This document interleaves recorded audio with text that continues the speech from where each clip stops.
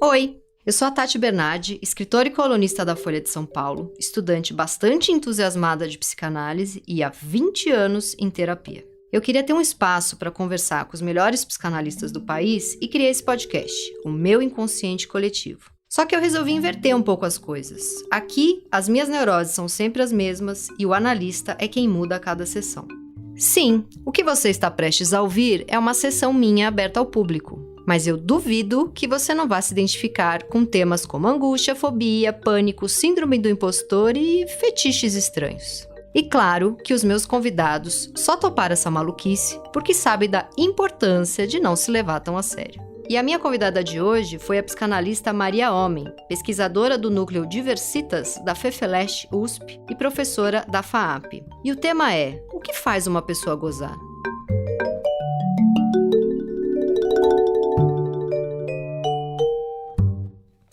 Ah, e mais um aviso. Esse episódio foi gravado antes de começar a pandemia do coronavírus. Então não estranhe se parecer que eu estou falando sobre outro mundo. E aí hoje, na nossa sessão de terapia, eu queria trazer o tema: pra onde foi o meu orgasmo?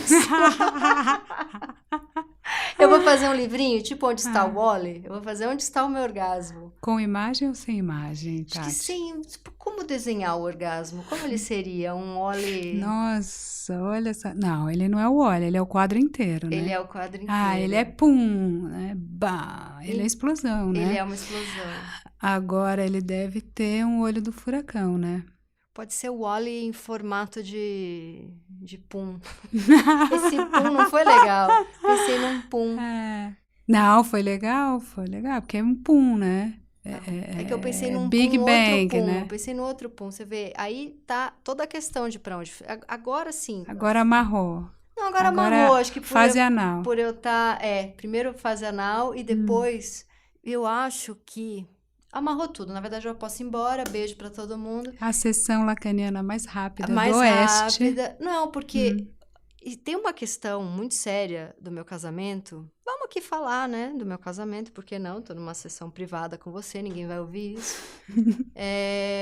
Que eu e o Pedro, e isso nos une profundamente, a gente faz piada de tudo. Então, quando você falou o orgasmo é um pum, eu já pensei num peido, num pum, no desenho de um pum, do óleo soltando um pum, e pronto, já fui embora do orgasmo e fui pra piada. E ele vai junto. E Pedro vai junto. Então, o que acontece na nossa relação? A gente tá junto há 7 anos. No meio, assim, a gente não briga mais. A gente começa uma briga, a gente começa a ter ataque de riso.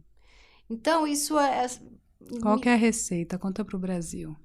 Então, isso é maravilhoso, porque a gente se dá bem, a gente dá risada das coisas. Por exemplo, eu brigo com a minha mãe, eu fico achando que isso é uma coisa super pesada. Outro dia minha mãe falou pra mim: não, porque a festa de aniversário de 1 ano da sua filha tava muito mambembe, esse ano tem que fazer direito, deixa que eu faço, deixa que eu pago. Uma festa da Peppa Pig, porque ela é muito fã da Peppa Pig. Decorar tudo com a Peppa e não sei o quê. E eu não tinha me dado conta do quanto isso é engraçado. Uma briga em torno da Peppa Pig, né? Na hora que minha mãe fala é tão grave, a pessoa quer falar de sexo, eu começo a falar da mãe. E aí ela foi embora. E a pessoa já interpreta, né? Eu já vou falando, já vou interpretando. Então vai. E aí ela foi embora e o Pedro olhou pra mim e falou: eu dou 3 minutos pra você sentar ali no computador e começar a pesquisar a Peppa Pig. Porque você briga com sua mãe e depois você, bem ridícula, vai fazer tudo que ela fala, né? E aí eu desmontei, assim, eu comecei a rir dele ter me sacaneado, né? E aí outro dia minha mãe falou também: eu rezo muito pela minha neta, como se ela não... Acho que ela não quis dizer isso, mas eu leio muito minha mãe nas entrelinhas. Acho que ela quis, talvez nas entrelinhas, ela não acesse tanto o inconsciente dela, mas tô lá fazendo esse trabalho por ela. Ela quis dizer, bom, com essa mãe, com esse pai, só uma avó rezando, né? Tem que rezar muito pela sua filha. E aí agora tudo que acontece, sei lá, a Rita tá tomando uma água, engasga, eu saio correndo, o Pedro fala: pra que você tá correndo? Sua mãe tá lá na casa dela rezando, vai dar tudo certo. Então, assim... Confia. Ele torna leve coisas pesadas pra mim, e eu faço a mesma coisa, e a gente ri o tempo inteiro, e a gente não consegue brigar, e tudo vai pro cinismo, e tudo vai pra piada, e tudo vai pro... de manhã eu falo pra ele, eu pego o jornal, ele já olha pra mim com aquela cara de, vai fazer cocô, né? E aí eu falo pra ele, vou resolver um assunto sério ali, já venho. E a gente ri do cocô, e aí vai fudendo, né? O sexo vai pra onde? Porque assim, eu tô muito à vontade pra fazer o cocô. Mas quando eu ficava com muita vergonha pra fazer o cocô, eu transava mais. O que faz pra... Né? A gente tá Esse é um super... enigma, né? O que faz deixar o desejo vivo dentro da intimidade? Que a Porque a intimidade intimidade é uma delícia. desvelação, né? E ela é uma delícia, ela é muito boa, a É muito intimidade. confortável, Muito, né? É muito muito. gostoso você poder, enfim, deitar na barriga de alguém e falar, ai, para de fazer pum, É, para voltar no tema, né? sim. Mas, ao mesmo tempo, eu acho que tem um outro sexo que não tem a ver com esse mistério, com esse algo que vai sendo revelado, e o jogo da sedução, sabe? Aquela cena, assim, pole dance, que vai tirando, que a gente associa e que é o sexo básico, vamos chamar assim. Ou básico, não sei, mas é o talvez mais comum e talvez mais feito, que é você querer conhecer aquele outro. Ele tá ali na balada, tá dançando, você quer aquele corpo. Sim, e você não sabe o que Aí, vem... ou tá no Tinder, ou tá, né, em qualquer tchum aplicativo, não sei o que é, quero saber. Então, é um desejo através do não saber. O meu ato é de desbravamento, é justamente de querer saber. Aí, o problema, que é o que você está colocando, é, bom, e agora que eu já sei, e até já posso intuir, já posso saber os próximos Já sei a passos e piada que ele vai calcular, fazer, e já posso sei. rir junto dessa cumplicidade, que o cúmplice tem a ver com conhecimento, né? Sim. Não é o não sei que me dá tesão, é... Então, cadê? Aí, eu vou te falar, assim, para te ajudar, já que é uma sessão terapêuticos, né, para cuidar.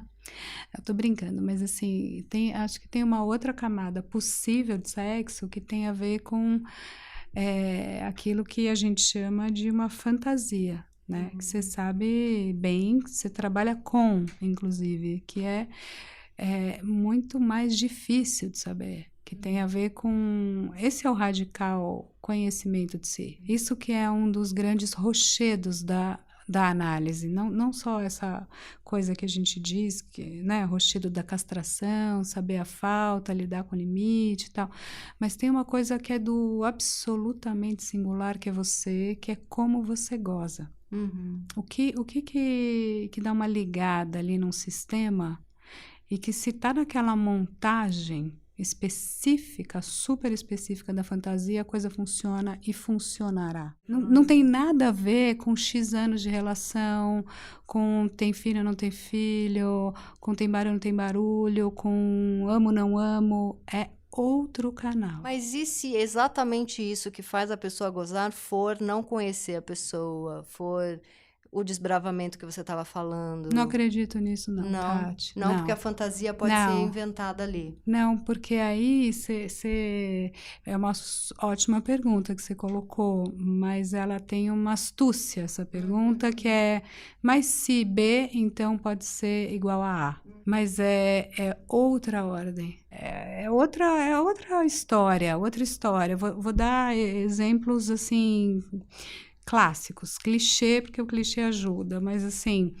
você vai lá, você faz 1, 2, 5 anos de análise e aí você descobre que você entrou na análise se questionando muito, que você sempre era traída, sempre o cara te enganava, pega, usa, joga fora, ou você sempre abandonada, ou tal.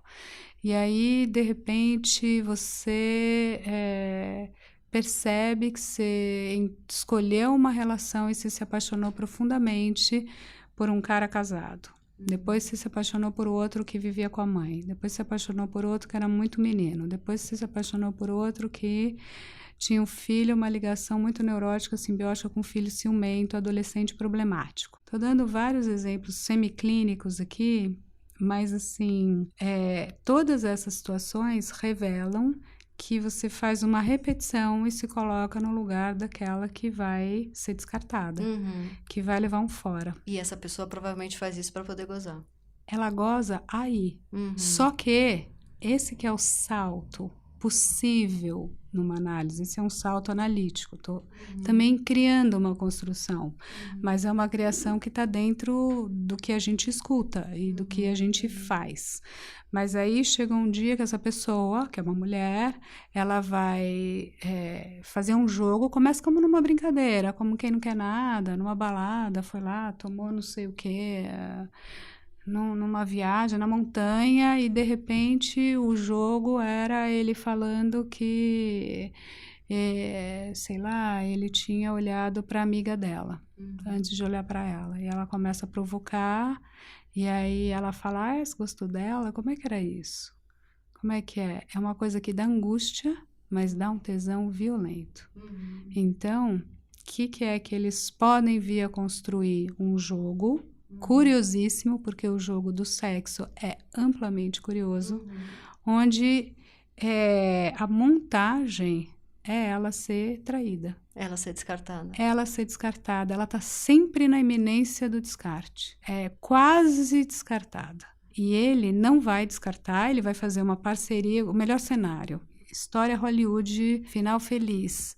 Ele vai ter a habilidade de jogar esse jogo com ela ou deles fantasiarem isso. Por isso que o gozo é tão complexo como conceito, porque ele pode doer, ele tem uma matriz edípica, mas você sabe que o Freud, ele começou achando que a gente tinha pulsões e potências pulsionais, forças, pum.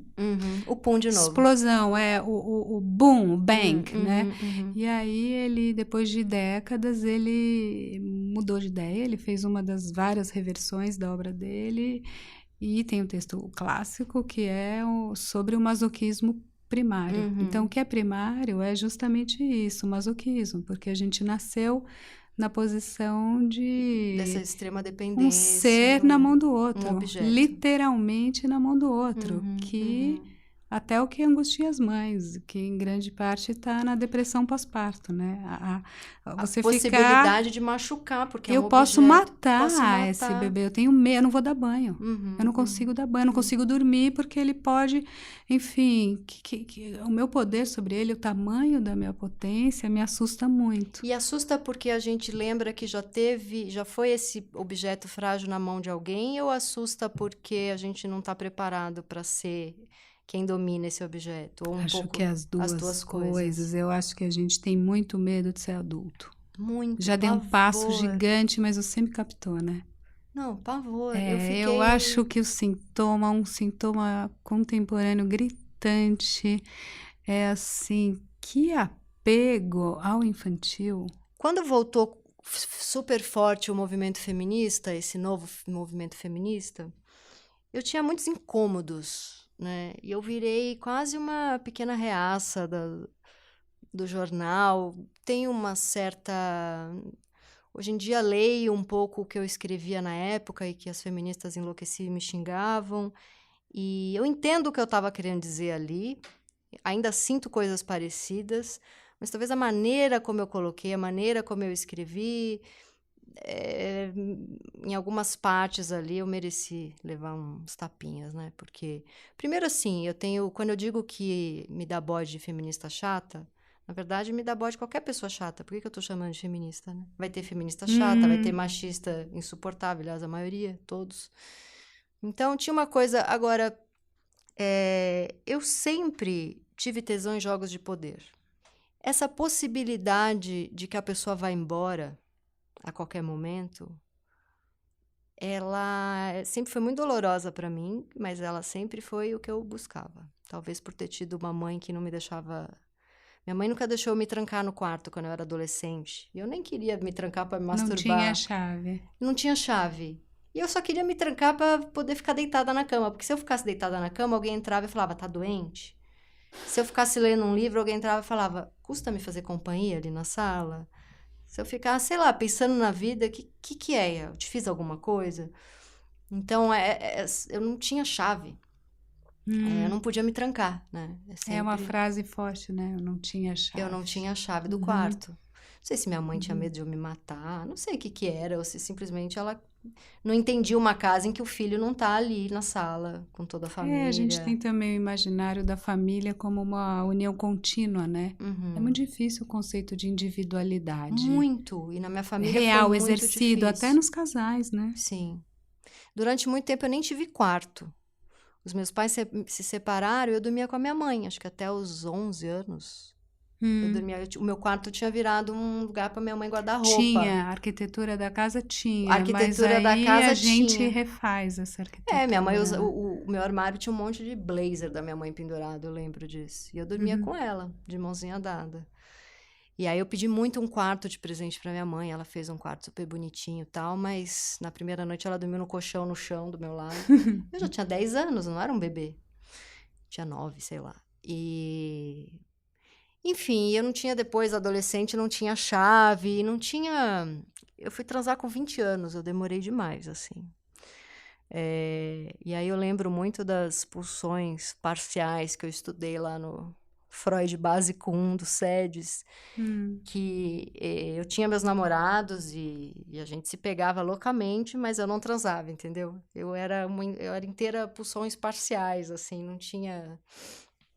Enfim, todo o meu corpo ali, o corpo, as partes, todas as outras partes do corpo podiam... Pulsavam, né? Mas não podia perder... Genital é interdito. Interdito. Você acha que tinha a ver com poder, é isso? Talvez, porque minha mãe casou virgem. Então eu pensava, será que eu tenho que casar virgem? Isso eu tenho, né? Eu não nasci na década de 60. Mas aí também, assim, vou te dizer que perdi a virgindade com 20 e desde então tudo deu certo. Peguei meia São Paulo e estamos aí, né? Não causou nenhum grande dano. Mas eu acho que eu persegui durante muito tempo essas relações que era super doloroso quando acabava, mas eu ia no cara certo pra dar errado, sabe? Isso. Eu ia lá, eu me apaixonei por vários caras casados. Eu me apaixonei por vários caras que não moravam no Brasil. No auge da minha crise de pânico com o avião, eu namorei um cara que morava em Nova York, só pra eu ter a certeza de que eu não ia conseguir ir lá ver ele. E sempre com uma ligação em jogos de poder, de preferência sendo eu a inferior. Quando eu era superior, também era um jogo de poder interessante, mas de preferência, ele é 20 anos mais velho do que eu, ele tem muito a me ensinar. Ele é meu chefe, então eu lembro que eu tive um chefe que trabalhava em agência de publicidade, aí eu fui levar uma opção de campanha para ele lá, publicitária, e ele era um cara bem bonitão, assim, eu já achava ele bem bonito. E ele olhou assim e falou para mim, olha, eu não gostava de cara escroto, né? Ele era bem educado e gente boa, mas ele falou para mim, olha, tá bem ruim, queria que você refizesse, tá... Desculpa, você já entregou outras coisas bem legais, mas isso aqui tá uma merda. Quando ele falou, isso aqui tá uma merda, eu lembro que eu salivei. Socorro, feministas! Sabia que quando você falou essa fala, eu quase ia te interromper, ia falar assim, peguei. Pegou, você pegou. Essa aí. Quando isso. O outro fala, isso tá uma merda. Isso tá uma merda. Aí excita, né? Mas que porra é essa? Qual? E aí é um incômodo com o feminismo. Tem duas, tá bom, tem 2.000, mas vamos começar, vamos chegar na tua que é a terceira, mas 2 coisas aí. Primeira isso aqui que você tá fazendo é uma merda, né? E você vê que a história aí continua por aqui, nossa, né? Mas tudo bem, mas tudo bem. Essa fala, né, dá pra gente interpretar e viajar em qualquer lugar, qualquer posição tua, né? Sujeito T. Mas, assim, qual seria a montagem de fantasia que poderia funcionar para um sexo dar certo, entendeu? Qual seria a habilidade desse cara, desse outro, você mesma, que você vai conseguir fazer um jogo para surgir essa frase e depois ter alguma penetração em você com isso, não, entende? É um caminho, não está dado aqui, mas É isso que eu quero dizer, que toda essa nossa história, porque como é que é o sexo depois de ter filho?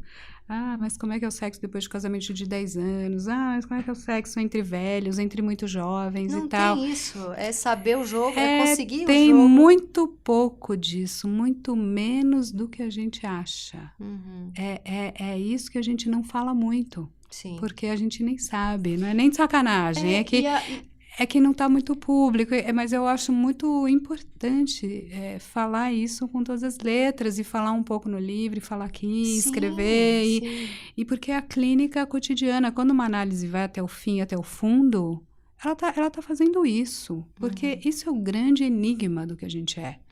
Entende? Todas aquelas outras psicologias e coisas já tá no mundo, já tá no nosso simbólico. Tá na mídia, tá na vida, enfim. E as feministas, hein? Para voltar no que você Então, mesma aí as feministas, colocou, o que né? que foi o meu incômodo quando voltou essa onda forte do feminismo? Eu achava que elas estavam dizendo que eu não posso fantasiar com jogo de poder, que as mulheres não podem fantasiar. Algumas dizem isso, Algumas sim. dizem isso. As que dizem isso, entra naquela coisa da simplicidade de uma hashtag que não torna complexo, que ignora a psicanálise e não me interessa. Eu acho que tudo que é feito como social para a gente conseguir andar na rua sem ser estuprada. Eu tenho uma amiga que tem uma filha de 14 anos, o que na época do Chega de Fio-Fio, eu comecei a meio tirar sarro do Chega de Fio-Fio, comecei a falar, bom, eu tô dando graças a Deus se alguém me olha na rua, porque já vou fazer 40 anos, não sei o quê. Essa minha amiga falou, para, eu tenho uma filha de 14 anos que tem medo de andar sozinha na rua, você tá sendo uma idiota. E aí eu fui ouvindo tudo isso e entendendo que, tudo bem, as feministas estão certas, eu que tava falando merda, mas a minha merda pra psicanálise não é uma merda. Talvez lá pro chefe seja uma merda, merda de novo, atos falhos, fase oral, mas, fase anal. Aí complicou, né? Mas assim, o feminismo como uma ideia não é a fêmea a mais ou a menos do que, né, o macho, mas como o questionamento desse processo de recalque do feminino. Às vezes isso é recalque no real do corpo, né? Tira o clitóris, então. Ela não pode gozar. Me assusta muito a sexualidade dessa mulher. Ou cala a boca, vai lavar louça. Aquelas coisas que a gente escuta e que eu mesma no canal escuto muito. A gente até fez uma série decifrando um pouco essas táticas de ataque machistas, né? E pro homem também, né? Você tá parecendo uma mulherzinha. O que recalca no homem também é a mulher do homem. Que tem essa passagem. Viadinho, E aí, viadinho. exato. Então, o feminino como arquétipo, né? Como lugar recalcado. simbólico, é assustador. De alguma maneira, não tem muito a ver com XX ou XY. Tem a ver com uma representação da falta. Como um abismo. É aquilo que é a castração, para usar um termo forte do Freud, né? Mas é como se fosse aquilo diante do qual eu fico atônito. É uma angústia de morte. É um útero vazio. A mãe é o começo e o fim, né? É nascimento e também, de alguma maneira, entrou na cultura como mortal. A mortalidade. Mas uma coisa que pode ser interessante eu falar é que se eu tô numa reunião e chega uma mulher gata, poderosa, gostosa, e olha o meu projeto e fala, refaz isso aqui tá uma merda. Eu vou ter tesão nela também. Então. Não tem a ver de ser um homem... A fantasia não é de ser subjugada por um homem. Não, provável. Eu chutaria isso. Se você não tivesse falado, eu chutaria também, porque aí o desenho é a arquitetura da posição, né? Sim. Qual é a posição? E então, isso não tem nada a ver com... Eu não quero ser maltratada na minha vida. Exato. Então, não assim... tem nada a ver com o que apesar de eu estar dando um exemplo no trabalho, é porque eu retiro essa cena para usar em outro lugar. Sim, e aí, por isso que eu gosto da palavra jogo. Ou outra palavra que eu uso muito, que eu também gosto, é dança. Sim. Ou uma conversação. É como se fossem duas possibilidades de sujeito, uma subjetividade. Ou agora que eu ando lendo Sloterdijk, é uma esfera. Então, como você faz esfera, né? É você com o que está te circundando, é o que faz me-sein, é o que está com o outro. Então, o feminismo simplista vai fazer um tipo de moralismo.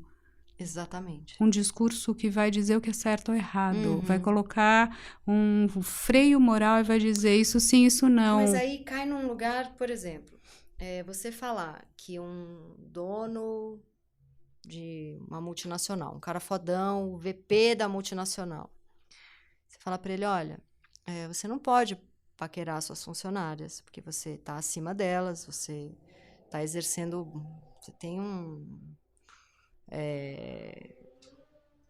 dá a impressão que se você chamar alguma delas para sair, você está dando a entender que se você sair comigo, você vai ser promovida. Você está numa situação de poder, você não pode dar em cima de nenhuma funcionária da sua empresa. E o cara é um gato, bem-sucedido, interessante. Aí vamos supor que eu tô com 25 anos, tô lá nessa empresa, acho esse cara um gato, tô doida pra esse cara me paquerar. Eu lembro da minha fase de solteira, que eu pirava nos caras que vinham do nada, sabe? Self-made man. O cara era um fudido, família super pobre, e aí foi, hoje ele é o presidente de não sei onde. E eu pirava A jornada do herói, A né? jornada do herói. E eu pirava nesses caras, não porque eu queria ser a esposa deles, mas porque eu queria ser eles. Porque eu era essa menina que veio do nada, família mais simples, não tinha intelectuais na família. Então eu olhava aquele escritor foda que chegou lá, aquele diretor de cinema foda que chegou lá, aquele cara, sei lá, minha fase publicitária, aquele diretor de criação que chegou lá. E de eu querer ser aquele cara, eu tinha vontade de comer aquele cara. Pra, de alguma maneira, tá botando dentro de mim algo que me interessava ser. Canibal, né? É o impulso básico, né? E aí, graças a Deus, há 20 anos atrás, esse jogo era permitido. Hoje em dia, eles vão tudo pro RH. Só que, se eu falo isso numa coluna, acabou minha vida. Mas tô falando aqui pra você, ninguém vai ouvir. Só tá pra nós, né, Só. Tati? E aí, o que faz uma pessoa... Porque eu sou do jogo, eu gosto de ser paquerada. Se for jogo de poder, então, tô mais dentro ainda. Claro que se alguém chegar pra mim e falar, sai comigo que você vai ter uma promoção, eu vou pra RH também. Quer dizer, eu vou rir da cara do cara porque eu não tô precisando da promoção dele. Ou, sei lá, vou cuspir na cara dele. Se tudo que me soar... Eu estou sendo forçada a entrar num jogo... É nojento. Na verdade, é quase impossível essa pergunta ou essa conversa, porque é assim, o que a gente está tentando fazer? É separar o que seria a vida real com seus efeitos, suas consequências, seus acordos, sua lei, de toda a camada quase erótica que a gente coloca na vida, toda a força um pouco imaginária, e aí, pulsional. Você chegou, então, na grande pergunta da minha sessão de hoje, que é como fazer, e talvez seja o meu caso, quando o que te dá tesão não é o que te faz feliz?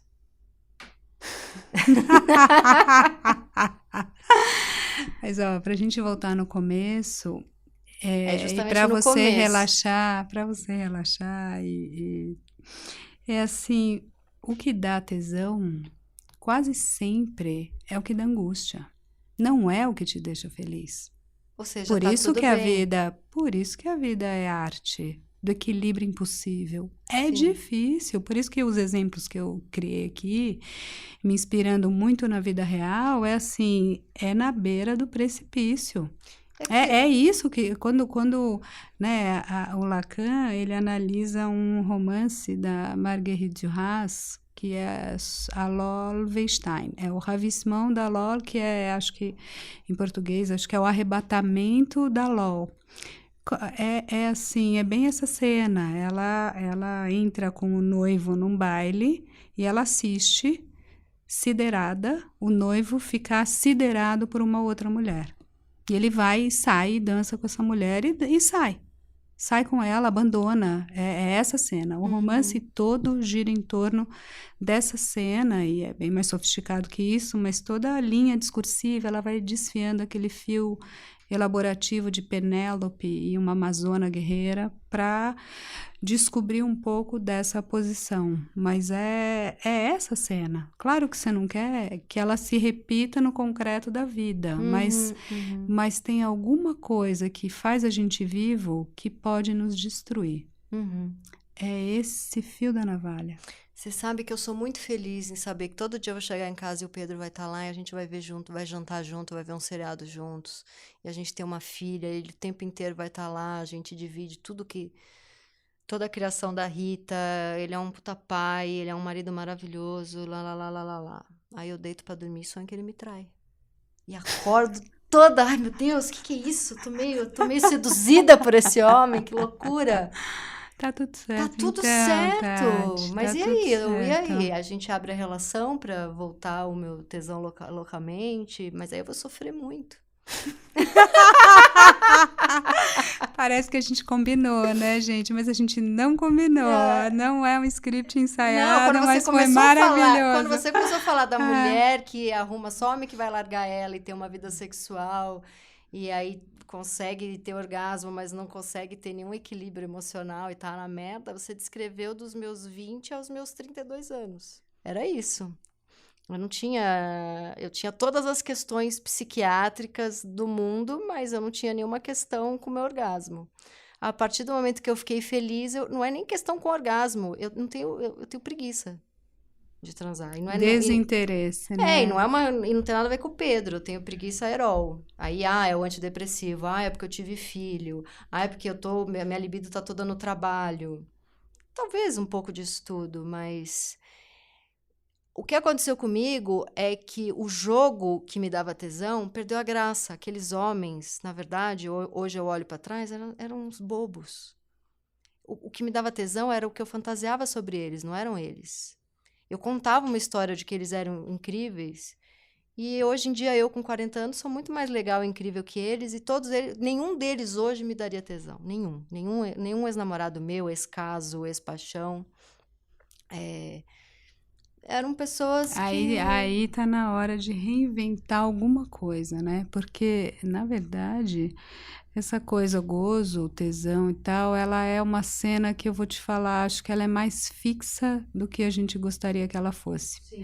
O detalhe é que a gente não é só puro gozo, né? Porque aí a gente também faz laço social. Sim. E projeta, e isso que você está dizendo, né? Idealizava assim, imaginava assim, e é muito bom viver o suficiente para depois ver o que aconteceu, né? Comparar o ideal com o real. Então, tem outra camada de uma conexão com outro corpo, com outro sexo, com outro gênero, que tem a ver com também quem é esse cara, quem é esse outro, quem é essa mulher, quem é essa pessoa. E aí a gente... não basta só essa cena que eu tô dizendo aqui, que tem a ver com tesão. Aí ela vem junto, no melhor cenário, né? Na sorte de você ter um amor, né? E um amor erótico, um amor erotizado, uma parceria mais ampla, mais complexa. Mas aí você sabe ali qual que é a tua chave, né? Onde está a chave do quarto, onde está a chave do gozo e que é que você... O que te instiga no outro? O humor é um canal. Ele é relevante, mas... que mais, né? Porque tem alguma coisa que te seduz numa pessoa. Por exemplo, eu adoro saber e pensar e ler e discutir. O que você está lendo? Tô lendo agora. Onde você está? Não, mas eu até aqui achava porque o Heidegger, quando vem aqui, depois o Lacan entra por ali, retoma o Hegel com Kojève. Não, mas na verdade, acho que o imaginário tal e tal, tal. Então você vai numa viagem infinita. Sim. E você pode falar, nossa, eu preciso dessa interlocução. Nossa, Nietzsche... eu tive um namorado que a gente virou amigo, virou irmão, porque ele é super intelectual, inteligente, mas ele tinha muita preguiça de falar. A gente saía pra jantar e ele ficava mudo, completamente mudo. E daí depois acabava o jantar e ele falava, e aí, vamos lá pra casa? O cara lindo, auge do amor, 1 mês de namoro. Eu falava, não. Você não falou comigo o jantar inteiro? Tem muito uma coisa da sedução, da inteligência. Eu sou movida à palavra, sou movida né? à palavra, É isso que eu ia falar. O Nietzsche dizia que escolha alguém para casar com quem você gosta de conversar. Então, para o Nietzsche funcionava. Para a Tati, acho que funcionava. Para mim, funciona, certamente. Mas, por outro lado, eu consigo entender o seu ex, porque eu acabei de ler uma crônica de um colega do Sul, e que a crônica era assim, papagaio. Ele falou, eu sempre me identifiquei com os índios, sempre tive uma simpatia. A gente tem, né? Pessoas que estavam aqui, que são alijadas, têm um conhecimento da terra. A gente tem uma empatia básica, né? Mas ele falou, mas eu cheguei a respeitar quando eu descobri que, eu não lembro mais qual etnia, Bororo, usa a palavra kidoe para o branco, que significa papagaio, papagaio. Porque não eles é não só param de falar. porque o homem branco não para de falar. E eu achei maravilhoso essa síntese poética, porque eles repetem na própria nomeação. Então, revela que a gente fala e daí a gente repete o que a gente falou e faz a frase e a perífrase e a trífase e fica numa falação Numa infinita. autossedução da própria voz. Num fascínio, talvez, pela pulsão da voz, talvez tenha isso junto, uma musicalidade, aquela coisa da mãe, a canção de ninar que põe no colo e é berço. Mas, de alguma maneira, a contenção, né? Então, o homem vermelho, o índio, ele tem muito mais uma contenção da palavra. Ele usa com parcimônia. Ele tem essa arte de falar a palavra justa, que é um pouco a arte da psicanálise. E você acha que terapia de casal ajuda? Eu acho que qualquer espaço de subjetivação ajuda, qualquer um sem exceção. Então, eu diria assim... existe psicanálise com adultos, sim, com crianças, sim, com casal, sim, com família, sim, até com pessoas que trabalham juntas. Eu já vi várias formatações, vários settings analíticos. Tudo pode ser interessante e a gente sempre se descobre diferente depois de um encontro desse. Eu perguntei para um colega, foi dar uma palestra. Eu falei, e então, como foi? Foi interessante? Aprendeu alguma coisa? Ele falou, não, porque era uma mesa com outras pessoas. Falou, não, mas eu falei coisas que eu gostei, descobri. Então, eu adoro dar aula. Mas você acha que ajuda a um casal que não está conseguindo transar o tanto que gostaria? Eu acho que ao falar você se escuta diferente, você fala diferente e você coloca o outro num lugar diferente, sobretudo quando você está falando diante de um terceiro. Esse é todo o jogo, né? Da análise com o casal, todo o jogo eu fico pensando que sexo deveria ser um negócio muito simples. Começar a neurotizar ou explicar. Não é simples, não. Não é simples não, porque aí você está num saudosismo romântico que vai colocar a natureza no lugar de simplicidade, naturalidade, que iria brotar um instinto mágico, simplesmente porque a gente é atravessado pela linguagem, que é o melhor e pior de nós, né? Então, não é simples, não vai ser, pode desejar, mas não vai acontecer. Você sabe que eu trabalhei uma época como roteirista do Amor e Sexo, e aí a gente fez uma reunião, toda a equipe de roteiristas, com um cara que inventou um lugar que chama Metamorfose. Você conhece? Já ouviu falar do Metamorfose? Metamorfose começou lá no Rio e aqui em São Paulo tem também vários bairros e tal. E o Metamorfose, você vai lá e tem todo um trabalho com homem, com mulher, com casal, para trazer de volta, sentir o corpo, os pontos que vão dar mais tesão, enfim. E aí foi o cara, e ele começou a falar, e aí um dos roteiristas tinha ido lá para fazer uma sessão lá, e ficou explicando que apertou não sei aonde na virilha, apertou não sei aonde no umbigo, apertou não sei aonde do pênis dele e não sei o quê, e as pessoas interessadas anotando num caderninho. Ah, na mulher tem um ponto tal, que se você massageia, não sei Ponto o quê. gama 7, né? E aí todo mundo querendo, eu falei, gente, desculpa, eu não sei se é porque eu sou uma pessoa neurótica, muito mental, mas assim, pra mim, ou tem a historinha que eu vou inventar na minha cabeça, ou que vou inventar junto com o cara. Não existe ponto do corpo. Que ponto é esse do corpo? Claro, né? Se eu ficar só na historinha e não tocar meu corpo, vai ser mais difícil. Ou ninguém tocar meu corpo, mas... olha o ato falho. Eu tocar meu corpo ou ninguém tocar meu corpo. Ou alguém tocar meu corpo. Por que ninguém tocaria seu corpo, Tati? Pois Mas é. pausa, piada. É. Isso se fosse real. Não faz piada, senão a gente vai parar de transar. vai... E aí eu fiquei com isso. Eu falei, gente, não tem nada a ver onde aperta, onde dá. Será que não? Eu fiquei achando que não é corpo. Fiquei achando que tem que ser toda uma história da cabeça. Você falou que você é cabeça, né? Agora, então, já ouvi... Então você acha... Você é mais psicanalista que eu, então. Muito bem. Porque a minha analista falou pra mim uma vez... que eu cheguei lá com 78 mil janelas abertas de neurose, ela falou pra mim, sabe o que eu acho que você deveria fazer? Lutar Kung Fu.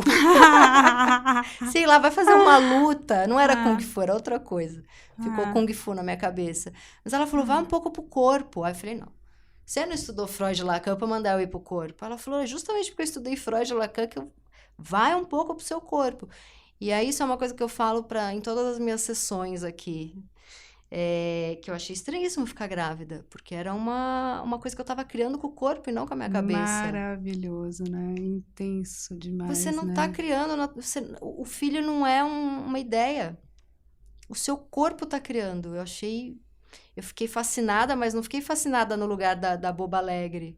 Fiquei fascinada num lugar que eu ficava em silêncio. Pequeno pânico, né? Eu tava fascinada, só que não no lugar da boba alegre, que a grávida boba alegre me dá uma certa aflição, assim. Eu vou te falar, eu fiquei e fico até hoje num lugar de um certo maravilhamento. Acho que é isso que você tá chamando de boba alegre, né? Não, eu fiquei maravilhada também, mas eu fiquei meio assustada. Cara, eu falei, nossa. Até hoje eu tenho um pouco essa coisa, né? Acho que é de bicho, né? Humano, assim, que é isso, cara? Que loucura, Que um outro isso? ser Mas humano. assim, eu olho aquela samambaia ali, você vai olhar bem. E tinha, acho que também várias samambaias, casa da minha avó, e tinha um jardim grande, assim, se olhar as plantas e ver as plantas, assim, como é possível? Acho que isso me fascina. A história Sim. da semente, acho que eu fui uma criança muito boquiaberta com o mundo e com a realidade. Devo ser até hoje, né? Se eu fico tão curiosa e tentando entender, né? Sim. Fica nessa posição de como é que é. Uhum. Vamos lá de novo, você pode falar? Então, eu acho incrível acompanhar esse desenrolar de um humano que... Hoje meu filho tem 9 anos, né? Então já tá uma pessoa, assim, cada vez mais autônoma, com uma argumentação dele, né? Às vezes me contrapõe e fala, não, mas você também não... Mas por que você está fazendo? Não, achei tal coisa, achei tal outra, né? Ou ele começa a ler páginas desse livro e ele fala, não, mas o que você está falando aqui? Então, é muito interessante ver a coisa se desenrolar muito além do que a nossa van mente. Porque a mente, ou a instância... Tá controlar, né? A instância, não só a mente, pior que isso, a instância egóica, um eu, né, que tenta pensar, controlar, dar conta e que tem medo, né? Faz isso que se apavora e fala, meu Deus, é demais para mim, deixa eu ordenar, organizar, saber, prever. Da minha amiga que fuma maconha para conseguir transar com o namorado. Porque ela falou que senão a cabeça dela não para e ela não consegue. É um pouco isso que você tá falando, sei lá, tentar controlar tudo demais e você nem sente mais seu corpo. Eu tô convencidíssima de que isso que eu tô chamando dessa função egóica, essa instância que quer achar que é um eu e que faz tanto esforço, né, de trabalhar, pensar, juntar dinheiro, apostar coisas, fazer uma história, ordenar uma narrativa. Nossa, isso é muito pequeno dentro do cosmos. Sim. Isso é muito irrisório. Eu não tenho uma pegada mística de forma nenhuma, nem transcendental, zero, mas nossa, é tão bom quando você não precisa ficar dando a mão para isso, sabe? Quando você... Nossa, porque aí é teu corpo que tá, é teu ser que tá aqui, é você, Mas você é um pouco budista, vai. Será? Eu tô achando, me ajuda, Tati, me diz que... Tô achando muito. Não, porque tudo isso que você tá falando eu acho maravilhoso e eu acredito. Mas rapidamente eu fico com vontade de fazer uma piada. Então manda. Não, eu nem pensei em nenhuma, mas é porque eu tenho o botão do cinismo para além do meu controle. Não, mas a linguagem é maravilhosa, e o sarcasmo, o cinismo, mas qualquer... o tempo inteiro. Não, mas é bom você conseguir, é que assim, você tá e tá fora, né? Você tá aqui, você tá fora de você para ver você de balão tirando uma onda de você, né? Então é uma cisão de você mesmo, né? Sim. Contínua. Essa é uma pergunta ótima. O tempo inteiro eu consigo sair, eu fico passeando dentro e fora, né? E lógico, o meu trabalho é um pouco fazer essa função para um outro que fala. Sim. Então, acho que eu gosto um pouco desse trânsito, poder estar aqui, saber onde que a gente está e olhar a conversa, mas também viajar, né? Posso voar. Sim. Eu gosto também. Vamos voar e solta. Sim. Acho que tem solta, uma coragem. Solta é o verbo. Solta é o verbo dessa sessão. Solta. Não sei se é solta o orgasmo, se é solta o marido, se sou eu me solto... Você solta o pum, solta tudo, solta tudo, que aí as coisas as que forem para se reencontrar, vão se reencontrar. Porque às vezes solta o outro, porque aí o outro vem, né? Então, bom, esse é o verbo, Tati, solta. Então, e soltar tudo, né? O melhor e o pior da gente, criar. Esse foi o Meu Inconsciente Coletivo, o podcast para onde as suas neuroses sempre voltam. Eu sou a Tati Bernardi e a edição de som é da Natália Silva. Os episódios do Meu Inconsciente Coletivo são publicados toda sexta-feira de manhã nos principais agregadores de podcast. Escute o seu inconsciente e não perca nenhum programa. Até a próxima sexta.